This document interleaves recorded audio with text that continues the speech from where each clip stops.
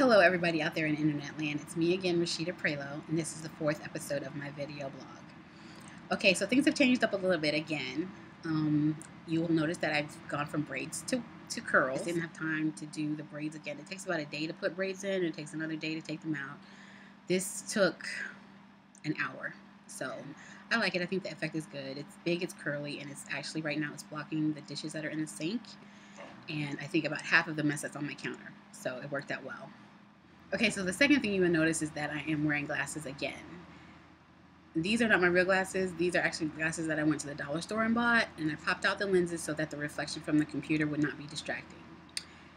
And the reason I decided to go ahead and put glasses back on is because I think they make me look like a writer. They make me look my age, and they make me look like I'm a writer. They make me look serious. They make me look like if I went to somebody and I asked them for millions and millions of dollars to do my projects, they would be like, you know, this girl looks like she's a writer and she knows something. So yes, I'm going to give you millions and millions of dollars to do your projects. And yes, that is a lot of pressure to put on a pair of $1 glasses. Okay, so I'm going to dedicate the next 2 minutes to giving new writers advice.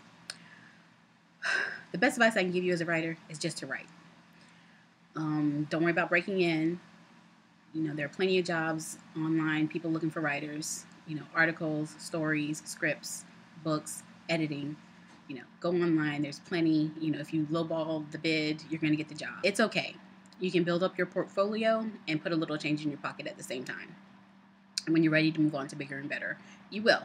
If you're doing the agent search and the manager search, my suggestion is to, you know, put that on the back burner until you really do build up your portfolio. If you've been doing it for a year or two, then I think you can go ahead and reach out to agents and managers. But until then, usually it's not worth your time. So I want to tell you something else that something else about me that you might not know or might not be out. I'm going to tell you my top 3 favorite British actors in order. Number 1, Idris Elba. Love Idris. Idris has range. Idris, I didn't even know he was British until after he did American Gangster. I was like, really? He's British? And he's been in so many things, and you know, he keeps putting him out there. He puts his all into his work. And I know if I pay money to see what Idris is in, I'm not going to feel like I want my money back. I'm just saying. Actor that I really like is Benedict Cumberbatch, and that's because within a relatively short amount of time he's done a wide range of things.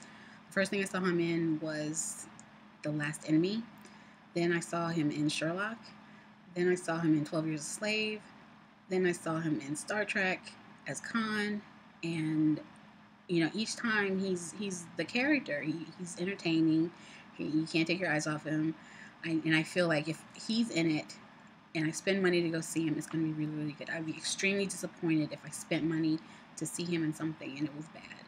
So he's got that movie out now, The Imitation Game, which I'm hearing really, really great things about. And I believe the final British actor on my list is named Howard Charles, and he plays Porthos on The Musketeers, which is on BBC America. He's new to me. This is the only thing I've ever seen him in. But the reason he's on my list is because he plays a musketeer, and he's black. The show does not shy away from the implications of slavery in Europe and in Paris.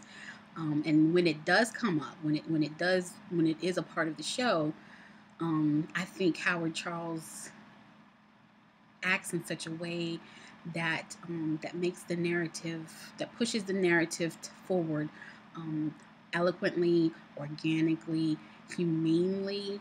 And he's so, I mean, it's really, really good to watch. As a black, again, I know I always talk about as a black watcher, but it's always encouraging when you see people acknowledging the history, and they're doing it in a professional, organic, non-politicized, polarizing way. And I appreciate, you know, the work that Howard Charles is doing right now.